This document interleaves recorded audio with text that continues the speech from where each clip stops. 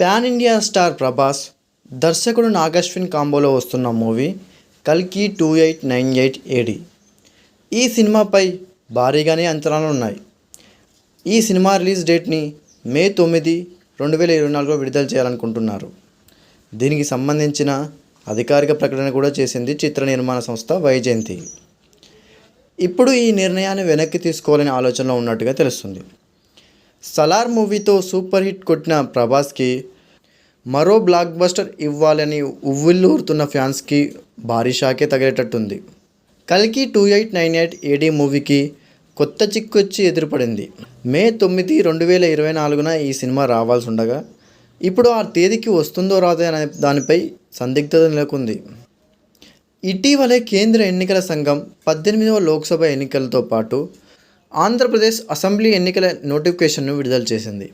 ఆంధ్రప్రదేశ్తో పాటు తెలంగాణలో మే 13న ఎన్నికలు నిర్వహించనున్నట్టుగా తెలిపింది. దీనితో కల్కి మూవీ రిలీజ్ డేట్ను వాయిదా వేసుకోవాలని నిర్ణయించుకున్నట్టుగా తెలుస్తుంది.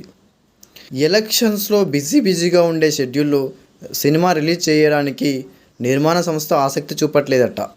ఒకవేళ సినిమా వాయిదా పడితే మళ్ళీ కొత్త డేట్ కోసం అన్వేషించాల్సిందే.